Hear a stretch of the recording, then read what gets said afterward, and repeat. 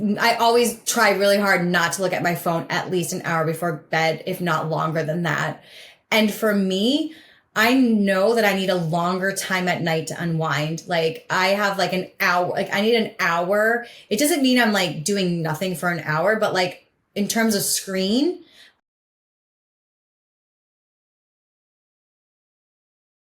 Welcome back to another episode of the Peak Performance Life podcast. Today, we are very excited to have a specialist in an area where I have been getting a lot of requests from our female listeners. We have Katie Bressack, is a board-certified holistic health coach supporting busy women with nutrition and wellness counseling with a specialty in hormonal health, such as painful periods, PCOS, heavy irregular periods, thyroid imbalances, post-birth control. She also helps women transition through pre-menopause and menopause, helps with weight loss as well. So really excited. This is definitely by popular demand. Really happy to have you, Katie. Thank you for joining us. I am too. And I love that there's so much interest in this topic as well. Like that makes me really excited. Yeah. Especially when we have, we had a hormonal specialist come on for men talking about TRT, and we've had a lot of people talking about lifting weights and strength training and all the stuff that's kind of a little bit more, a little bit more towards the male audience, but definitely am excited to be able to touch on the other side of things here as well today. So just real quick, do you want to give people a quick background of how you kind of got into the work that you're doing today?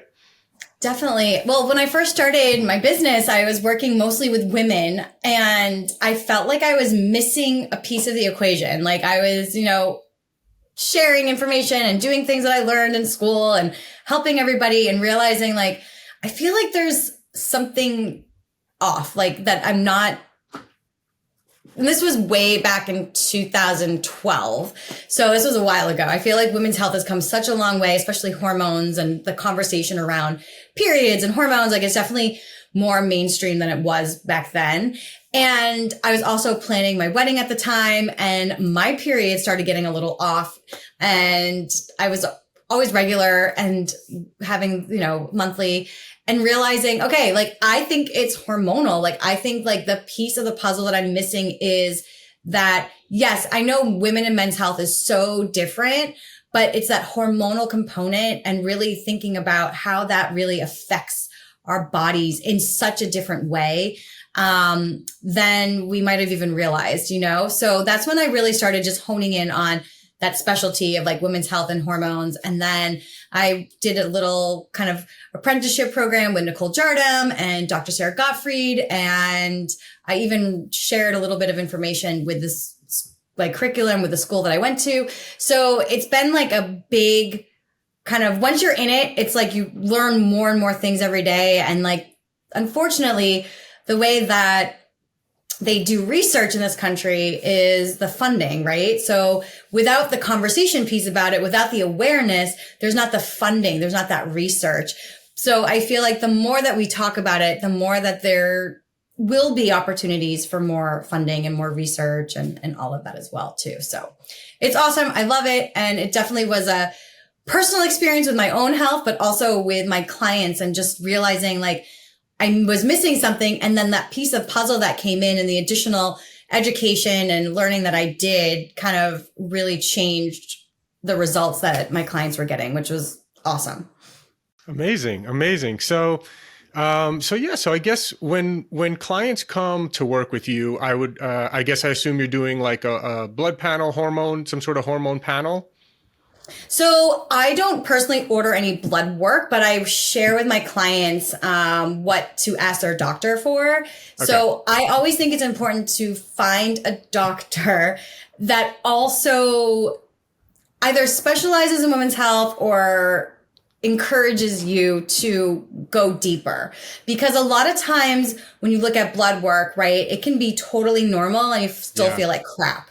Right. Right. So I feel like the blood work can be really helpful. And like, there's also a Dutch test that does the urine and saliva that can be a better indicator for some specific hormones, where blood work is much better with the thyroid and like vitamin D and different things like that. So I think there's different ways to test, but it's also finding a doctor that is listening to you and doing deeper testing. And like you can go online now and you can order a Dutch test, like you can order the Everly Well and you can order different things.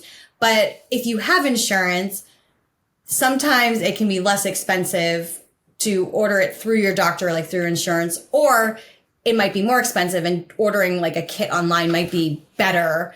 And then, so I always think it's important to work with somebody with your nutrition and your diet and your lifestyle, and also making sure that a doctor is reviewing it as well, so they can pick up on things in with a different lens. Like I think it's good to have both. Yeah. So, and a lot of times, like I mentioned, like you can get normal blood work. You're like, your doctor's like, you're fine. Like see you in like a year. And you're having all these symptoms still, like you're having really bad cramps or bloating or like really heavy periods. And so much of like your diet and lifestyle can support those symptoms. But by the time you do eventually get blood work, it might be totally fine, but you also feel okay too, you know? So yeah. I think we need to look at it both ways. And I think that a lot of times conventionally, they're just looking at numbers and not really, what's the right word I want to say? Like hearing all the symptoms and making those connections. Got it. Yeah, that makes a lot of sense. And I've definitely seen that as well. So, so what are the most common issues that you're seeing that women are facing, and maybe some of the solutions or tips of advice that you have? So many. I think I hear often, I guess I'll just start with those like really intense sugar cravings, or just like lots of cravings in general for salty things, sugary things, feeling really wired but tired, not sleeping well, heavy, painful periods, lots of cramping. And the one that I hear every day, all day, is bloating. Like everybody, no, not even my clients, but like, not like potential clients, I should say, but like, even just like when I tell people what I do, they're like, oh my God, I'm so bloated. What can I do? And then I start asking questions, and then come to find out like they're also really hangry all the time. They're not sleeping well. They're really stressed. So I think a lot of times there's usually like one symptom that's louder than the others. Yeah. And then when you start to ask questions and you connect the dots, you're like, okay, well, we've got to work on your blood sugar. We've got to work on moving your body more. Let's take a closer look at your bowel movements. So it kind of is like a conversation starter, but usually one is louder than the others. So at least your body helps you pause to see like what's actually going on, which can be really helpful. Yeah, bloating is definitely a big, very, very common one. So what is some of the advice or suggestions that you have? Like if someone is feeling bloated, how would you kind of advise them? So you might laugh at this because most people are like, no, this is not going to work. And like, honestly, 98% of the time it does. Is how fast are you eating? Wow. And how are you actually chewing your food? Mm. So next time you go out to eat, no judgment, just look around and watch people get their meal delivered, right? And most people eat in like 5 minutes. Yeah. Like shoving food down, maybe not even tasting it, maybe not even really chewing it, like swallowing like whole food. If you're drinking a lot of like water or any other drinks while you're eating, it can cause more bloating too. But most of us are just eating so fast.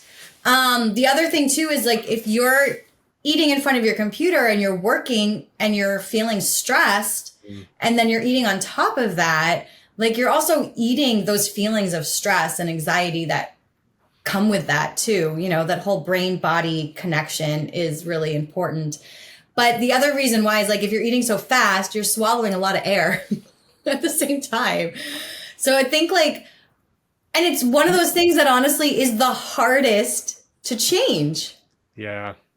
Yeah, I think I'm guilty. I myself too. I mean, especially, and I think it also leads to probably something else that you would touch on is the importance of not waiting until you're so hungry that you just have to like scarf something down, you know? Yes.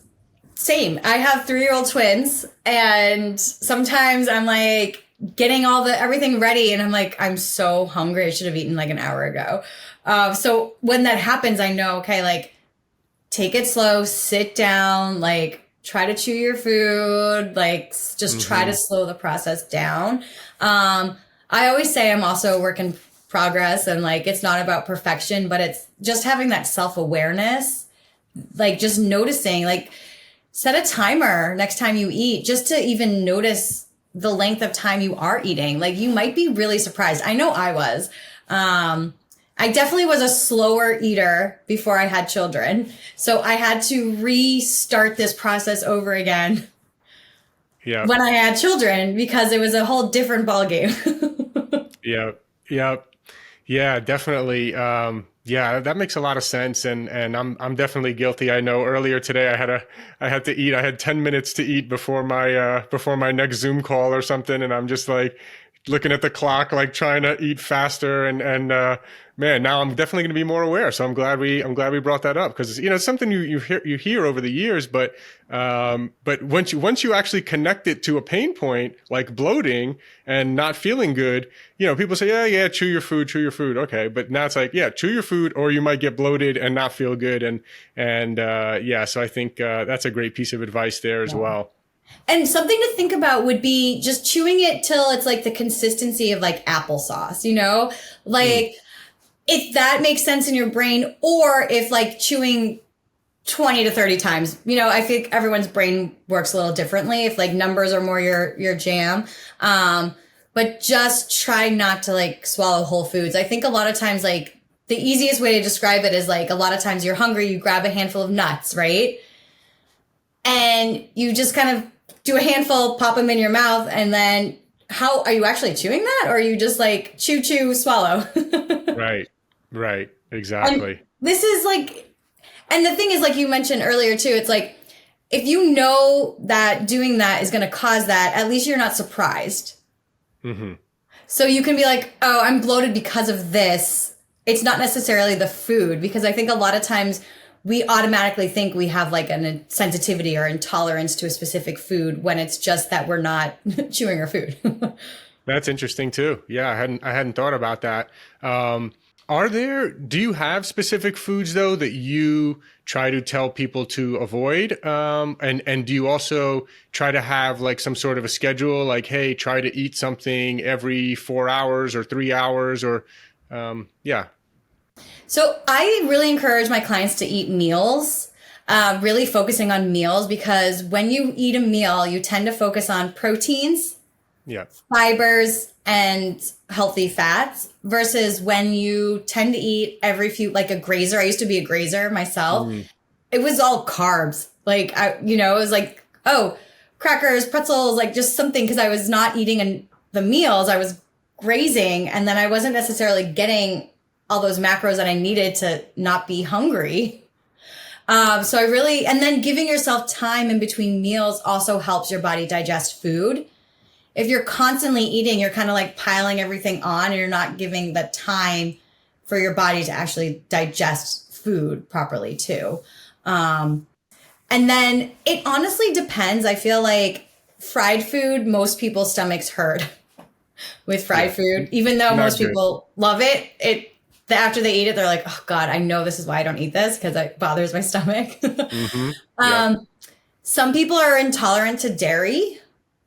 What I've found over the years is that a lot of my clients do okay with like goat's dairy, or like dairy from Ireland or New Zealand, because the dairy cow is protein casing 2, that tends to be easier to digest. And then gluten, depending. And again, it's not that a lot of people don't have the sensitivity to it. It's just that it's in so much food. Like if you look at labels, it's in a lot of things. So you're like, well, I don't eat any bread. It's like, well, look at all these random things that have wheat in it. So it might just be there's too much of that. Processed oils can also really bother your stomach. Yeah. Just, Yeah. it's not, I think like packaged, it's not packaged food. It's a lot of the processed packaged food that has a lot of like the processed oils, like just gluten, dairy, soy, corn. Like if you're just consuming too much of them, they can like cause inflammation and irritate. Again, it's not that you can't eat them. It's just you might be eating too much of them and not even being aware of it. Yeah. I would say coffee on an empty stomach too. Interesting. That's one that a lot of people, I'd say the majority of the people I know wake up and drink coffee before they eat anything. So that's an interesting one. Yeah, I definitely agree with you. I think, kind of the basics are eliminating fried food and gluten and obviously, processed sugar and things of that nature. Mm-hmm. Yeah, I didn't even talk about that. Yeah. Processed Yeah. sugar. Yeah, exactly. That's probably the worst there. But yeah. So tell me about coffee on an empty stomach. Yes. So again, some people might be totally fine, right?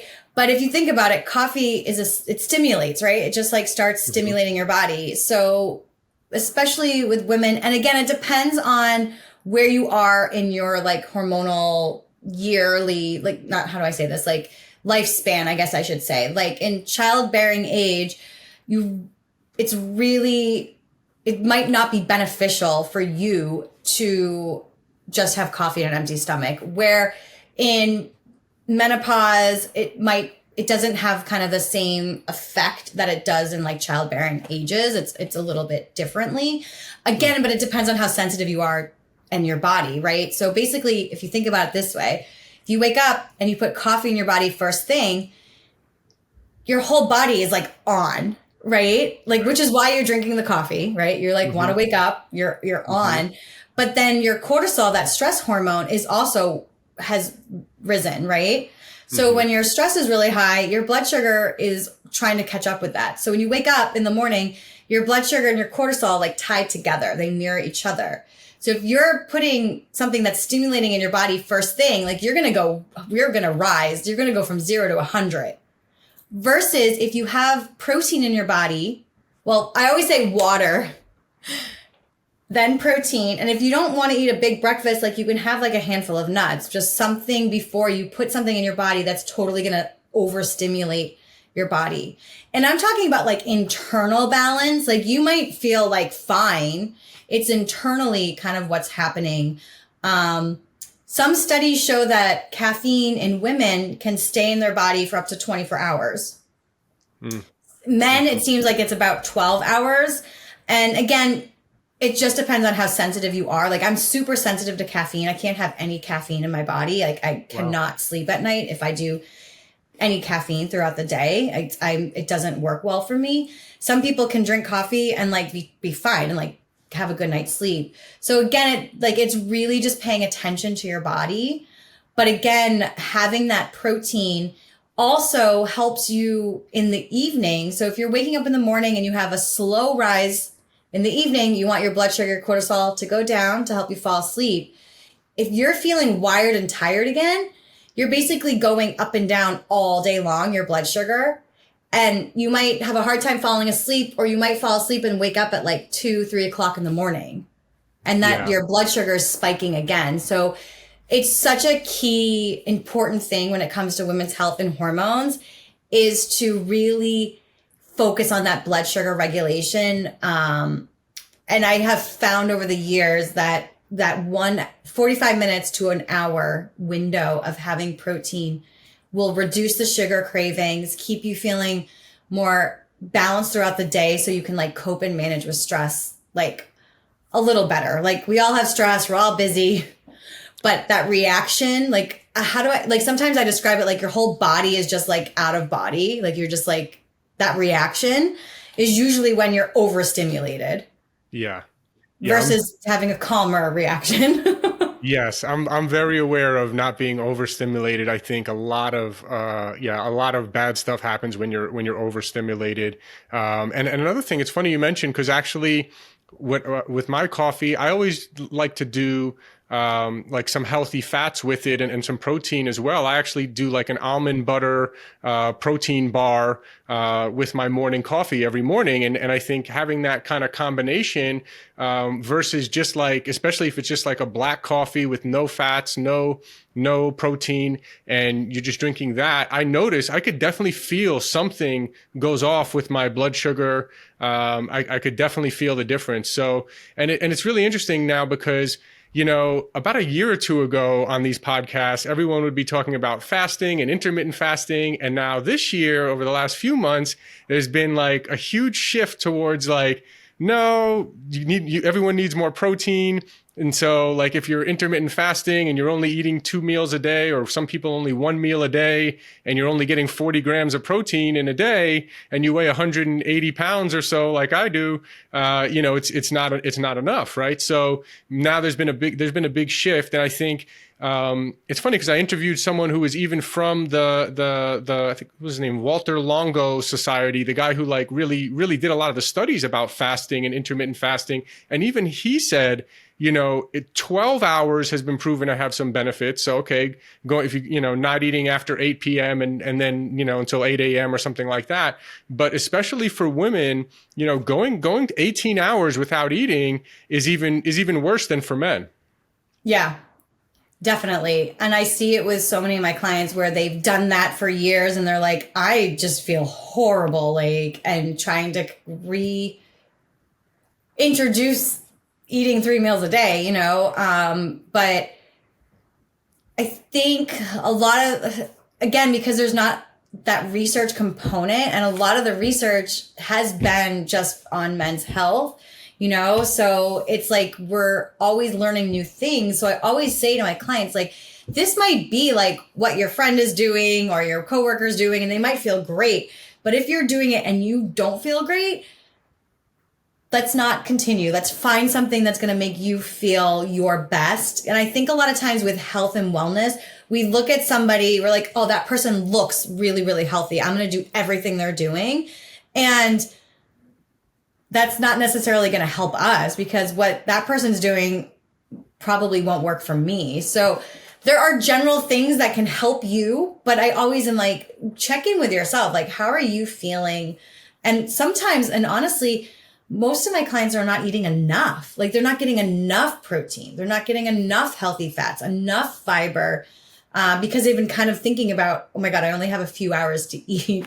Right. And I don't know about you, but I can't eat like a big meal and then another big meal like 2 hours later. Like, no, yeah, I feel so sluggish and tired. Like I can't do that. Yeah.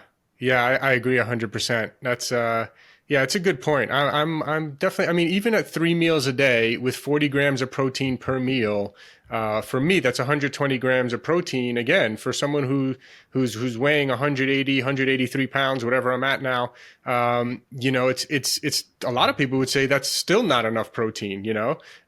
So I think prioritizing protein is definitely something that's very much in, you know, in the know now, and people are really realizing like, hey, you know, that's how you're going to feel more satiated. You're not going to be grazing all day.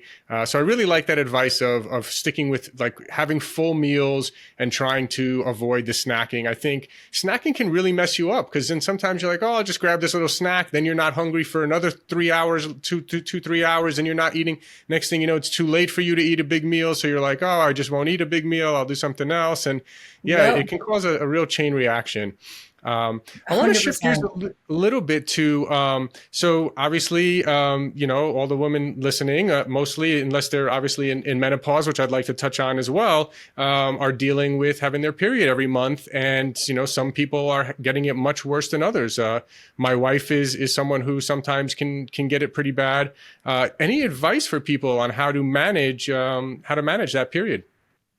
Yeah, so a few things. One, the blood sugar regulation is the first thing. I always say like that's the foundation to hormones and period health in general. Like when your blood sugar is off, it will definitely create more painful periods, more cramping, all of the things, especially if you feel hangry, especially if you are grazing and not eating proteins, fats, and fiber at every single meal, you know? So I always say like, let's start there.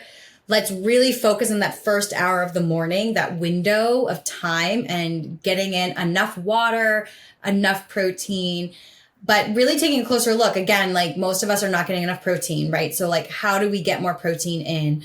And that can be hard because if your body is not used to eating that much food, it can almost feel like I'm going to gain weight. Like this isn't going to work. Like I'm eating so much more. And a lot of times, it depends. Like sometimes when you're not at your ideal weight because you're underweight, that can also cause lots of hormonal period pain and different things like that too. So it's really about that like blood sugar, and that's the first step. Then we really want to take a closer look at your cravings. What are you craving? And like, if you're craving lots of sugar, like, are you getting enough protein? The number one reason why we crave sugar is that we're not getting enough protein, which is why I think in this country, we have so many people that crave sugar because most of us are not eating enough protein. Right. Chocolate's another story. A lot of times when we're craving chocolate, it's because we're not getting enough iron and like magnesium in our diet. And women tend to not eat as much like red meat that has a lot of iron in it. And when you get your period every month, right, like you need to replenish your iron in your body. And magnesium is the anti-stress mineral. And when you're stressed, your body depletes magnesium. So now let's take a closer look, right? You're not eating breakfast. You're getting that coffee in. You're overstimulated. You are craving sugar all the time. So you're eating lots of sugar, right? Like all of these things are going to cause lots of inflammation, and your body is just going to not feel calm internally, right? So it can cause lots of heavy periods, cramping, and different things like that. Yeah, then so we red want to meat, take, I mean, a lot of people, red meat, like you mentioned, I think, again, over the years, especially for people who got the health advice in the 80s or 70s, 80s and 90s about red meat just being, red meat's not good for you. I'm always like, well, are we talking about, McDonald's red meat, or are we talking about like a grass-fed, grass-finished, beef, which is one of the most nutrient dense, foods filled with different vitamins as well. So I think that's important. And I think that could actually, really help a lot of women as well to kind of uptake and have a little bit more protein and then people try to say like, oh, well, I don't eat red meat. I just eat chicken, as if the chicken protein is better. And I don't know, there's a lot from my perspective, it's not necessarily better. Maybe it's a little bit better from a lower calorie perspective. I know people who are watching their calories closely are always just like eating like chicken just because it's like the lowest. Yeah. It's funny. I had someone recently, like a guy who was like a really, really, big fitness workout guy. And he's like, oh, I'll give you my meal plan to get ripped. And it was like 5 meals in a day, and 3 of them were chicken and rice or something. And I was just like, there's no way I could eat chicken and rice like 3 times a day and like force feed myself this stuff. But yeah. So are you a fan of grass-fed meat as well? Yeah, I have become obsessed with bison recently. I love bison. So I didn't eat meat. So in the 4th grade, for some reason, I decided I was going to be vegetarian, and my parents let me. So I didn't eat any meat until I was sophomore in college. Wow. And then I developed a thyroid condition. And I really think it's because I didn't have that animal protein. And I'm not blaming anybody. Like, I just decided I didn't want to eat meat anymore. But I really think that there's like key nutrients and minerals in animal-based protein, especially as you're going through puberty, especially as you are building hormones in your body, all of those things that happen, right? And so for me, I have a hard time with like traditional red meat. Like, it bothers my stomach because I didn't eat it for so long. So bison I can digest, and I'm feeling like the more that I can kind of integrate this into my diet, that I hope to eventually be able to eat like other kind of like red meat again. So for anyone out there that hasn't been eating it and has just solely been chicken and turkey, your stomach might not know what to do with like a red meat. So I found like bison was like a good way, and I've been doing this for about a year now, a good way to kind of like integrate that. And I feel so much better. I love these bison meatballs. We make them and I sometimes eat them for breakfast. Like I like eating like savory food for breakfast. I'll eat like a turkey burger for breakfast. It really sets me up feeling so much better throughout the day. But yeah, I can digest bison, but I like over time, if you're not eating these foods, it can be harder to like digest them. Yeah, definitely. I think because bison is one of those where there's no like factory farmed, bison where they're feeding No, them thank GMO God. corn. Not yet. Let's make sure that never happens. Knock on wood. Right. So it's all kind of wild. They're eating off the land and all that kind of stuff. So yeah, and I think I agree with that as well. Like, starting if you're reintroducing it, starting maybe with smaller doses. I mean, even for me, steak is tough for me, Yeah. eating like a steak and It's hard to digesting that steak. digest. Yeah. And you got to really chew that steak, and it's like a lot of work for me. So I much prefer ground beef and chopping it up into small pieces, having some sort of like taco style, meat. But yeah, so yeah, that's great stuff. So we talked about, meat and protein. Yeah. And like, I really, really, if you all are listening and you have lots of cravings, like really take a closer look at your protein. And I think that will make it like really help that. And then we must, before we move on to like gut health or liver support or seed cycling or anything like that, we really, really want to take a closer look at your lifestyle. And I call them the 3 S's, like sugar, stress, and lack of sleep. And they all really come at the same time, right? So what comes first, like the stress and then you crave sugar, or the sugar craving and the stress, and the sleep, right? They're so interconnected, especially for women. Like, food is life. We need food for energy and all of that, but there can be emotions attached to all of that as well. So I think we have to take a closer look. Like, are you getting quality sleep? And most of the time we're not. Right. We're waking up a lot. We have a hard time falling asleep. And then if you're not sleeping well throughout the night, stress feels harder to manage. And then you're going to crave more sugar too. So balancing that blood sugar really helps with the sleep. It helps with the internal stress in your body. But we really want to take a closer look. I think it's really important to know how to say no. I think a lot of us are like people pleasers and yesers, and we just like yes everything, even though we don't have room in our life or on our schedule to do that. So I think that's a good way to start thinking about stress management. And then the second thing that I always talk to my clients about is like, how can you delegate more?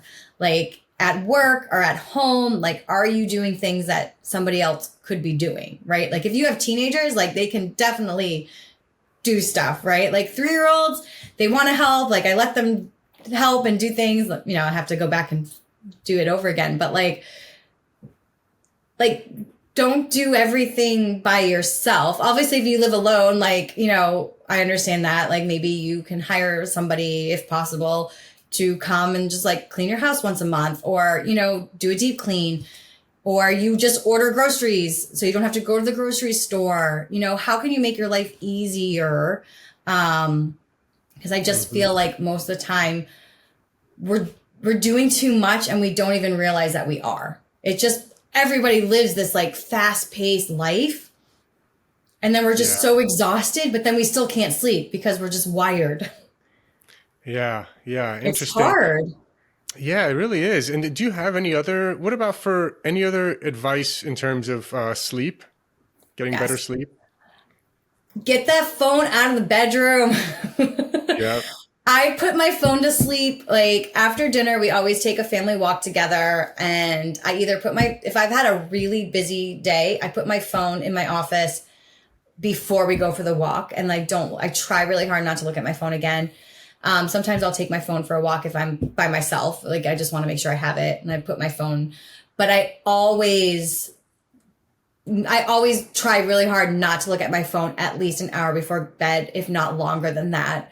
And for me, I know that I need a longer time at night to unwind. Like I have like an hour, like I need an hour. It doesn't mean I'm like doing nothing for an hour, but like in terms of screen, I need at least an hour for my brain to like slow down. Cause the scrolling of it just activates my brain and makes me like I don't sleep well. Like I feel like all day, all night long, I'm like thinking about what I was seeing and scrolling through. It's like, it's horrible. Yeah. So, I like put my phone away, like I will wash up, brush my teeth. Sometimes if I've had a really busy day, I take a hot shower. Like that really helps me.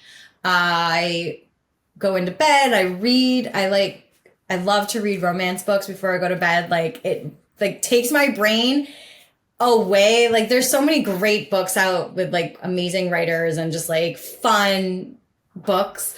It just takes my brain out of like the day-to-day life of having children, having my business, and like having something fun. I find like if something is stressful before I go to bed, like I don't sleep well.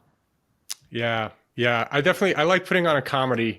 If I'm going to watch like something, laughing, I wear my blue light blocking glasses and, I'll put on a comedy, I want to laugh and kind of unplug. But yeah, definitely, I want to avoid things that are super violent and like, no news.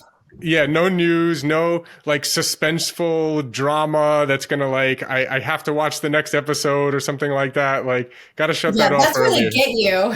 Yeah. Yeah. Oh, and I love magnesium. I take magnesium an hour before I go to bed every night. And like by the time I'm like in bed reading, usually every night I fall asleep reading. Yep. That's great. So That's I feel great. like the magnesium plus like the whole kind of unwinding, like, and sometimes if I have something to do at night and I don't have an hour, like I still go through the process, even if I have 30-20 minutes, because if I just go straight to bed, I like just don't get a good night's sleep. And it really, I always say like, if I sleep well, you're going to want to hang out with me. We're going to be best friends. Like if I don't sleep well, like just run. Right.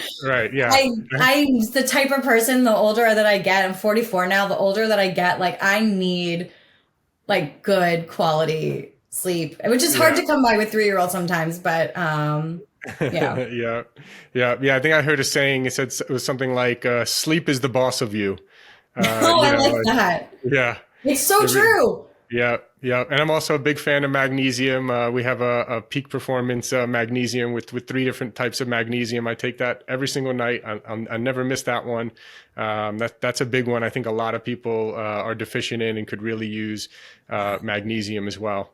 Yeah, because we're not getting it from the dark leafy greens, most of us, right? And then like the soil has become so depleted that it's just not even the abundance of it isn't in the food like it used to be too. So yeah, it's definitely, I think I read that 98% of people are deficient in magnesium. I think it was magnesium. It's a very high number. Yeah, it's pretty crazy. Real quick, there's 2 other things I want to ask you about before we wrap up. And one of them is weight loss, which is obviously, a huge topic that everyone is interested in, male or female, but particularly female, really interested in weight loss and sometimes struggling to lose weight as they get older. Any kind of thoughts or ideas around that? Yeah. I mean, get that protein in. Yeah, there you go. Keep coming back to that. Yeah. So important. Also, you mentioned this way at the beginning, but strength training as well. Like, I feel like I was talking to a group this afternoon. I had an in-person event and we were just talking about how like weight lifting and training was just marketed to men for like ever. Right. Until recently. Right. And as we get older and our body's producing less estrogen is what's kind of it's helping our body stay lean, right? So we must, and protecting our bones, we've got to like lift those weights to protect our bone health as we get older, because we just don't have that protection with the hormones as we go through menopause. So really having that muscle strength, like you can build muscle still. Like, I think that's also a misconception. Like you will develop muscle loss as you go through menopause, and that's just something that happens. But if you're lifting weights, like you can. I love this woman on Instagram. Her name is Train with Joan. Okay. And I think she's in her late 70s. And have you seen her? No, I haven't. You should check her out. It's awesome. Like she is like the muscles on this woman's body. But it's really motivating because I think we've only ever seen like the other side of it, and everybody makes us so nervous and scared about going through this hormonal transition, which it can be a really beautiful next phase and chapter of our lives. But you only ever hear like the bad things about it, and there's also really amazing things about it. But, and I like trying to eat like 3-4 hours before we go to bed can be really helpful. A lot of us are eating way too much, way too late. Really, what's your relationship with alcohol as well? I think that's a really big one. I know it's socially acceptable, but doesn't mean that it's healthy, and it doesn't mean that's going to help you and your hormones at all. I know people always roll their eyes at me, but it's true. People don't want to hear it. I say it as well. And people are like, oh, easy for you to say you don't drink. I'm like, yeah, I don't drink because I saw what it did to my sleep, and I saw how I felt the next day and all that. I don't drink at all. Yeah. Yeah. I mean, so it's a tough one for a lot of people, but yeah, dramatically cutting down alcohol, you'll get better sleep. You'll lose weight. There's just so many benefits. Yeah. And like, a lot of moms are like, how do you not drink? I'm like, I don't get how you drink. Like, I would not be the mom that I want to be if I was like hungover. Like there's no way. I just can't. Exactly. Yeah. I agree. And like that really does affect our hormones because it directly impacts our liver, right? And our liver as women does two things, like obviously removing excess toxins and whatever chemicals from our body, right? But it also removes excess hormones. So we really want to make sure we're supporting the liver, and instead of dumping on it, which I definitely did when I was in my 20s before I knew better, like I lived in New York City. I was in a different phase of my life. And when I swear it was like the day after I turned 30, I woke up and I'm like, oh, like I don't want to drink anymore. Right. I don't feel good anymore. Like, it's true what they said, like the older you get, the body doesn't like it. And I think I feel better now that I'm 44 than I did in my 20s because I just don't drink. And I obviously take care of my body in a different way, and I eat and I, support my hormones and all that. But yeah, it's life changing. Yeah. Absolutely. So I do want to touch on menopause and premenopause as well. A lot of people listening to this show are in their 40s and 50s and 60s. Is there any kind of advice, or should they be seeking out? I actually know I've heard of people having great success even with some sort of hormone replacement therapy for even for women as well as for men. I'm curious what your thoughts are around that and what you're seeing. I would definitely find a doctor who is really knowledgeable about bioidentical hormones, where they're using a compounding pharmacy to do that. I've also heard really good things about that. And I have to say it's come a long way. I think we underestimate progesterone, but there's like progesterone creams and patches, and progesterone's that calming hormone that also, if you're not ovulating, because the only way your body produces it is after you ovulate, right? So if you're going through perimenopause, you're not ovulating every month, and then you're in menopause, you're obviously no longer ovulating, that could be helpful. So really finding like probably a functional medicine doctor or like a naturopath doctor who has a lot of like knowledge and credibility in that, I think can be really, really beneficial for sure. And like, you need to know your family history. You need to find somebody that can like walk you through it. That's definitely not my specialty, but I really think it can be really, really helpful. They have low dose patches, and like, these are the things that you can kind of like regulate on your own body, because you can start really small and see how you respond versus kind of like, I always say start small, just so that what your body can handle, because everybody gets affected differently from all that stuff. Mm-hmm. Yeah. Yeah. But they're like, I always say like, find like a holistic, functional, naturopathic doctor, because they kind of have more of that, like, what's the word I'm looking for? Like specialty in compounding pharmaceuticals, because that's what you're kind of looking for. Got it. Got it. Yeah. Great. Well, Katie, this has been amazing. I'm sure some listeners will want to know where they can follow you, find you, get in touch with you, maybe. What's the best place Yes. to do that? So you can find me, I'm at Katie Bressack, so Katie, then B as in boy, RESS as in Sam, ACK. That's my website. I'm on Instagram. I'm kind of on Facebook, and that's also me on LinkedIn. Great. Awesome. Well, yeah, thank you so much for sharing your knowledge here today. And yeah, I hope to do it again another time soon. Yeah, this was awesome. Thank you so much for having me. Thank you.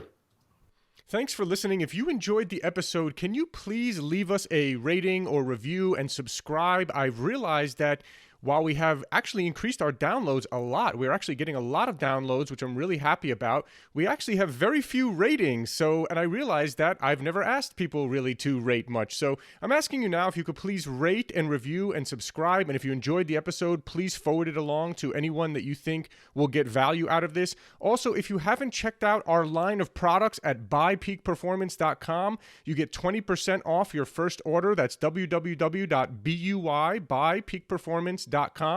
We have some incredible products, including our organic high-altitude coffee. If you don't know this, coffee is one of the most heavily sprayed with pesticides out of any crop. So it's really important that you drink organic coffee. We've gone above and beyond to source what we believe is the highest quality and healthiest organic coffee in the world. We're also famous for our organic green superfood powder. You can get 20% off of that as well at buypeakperformance.com.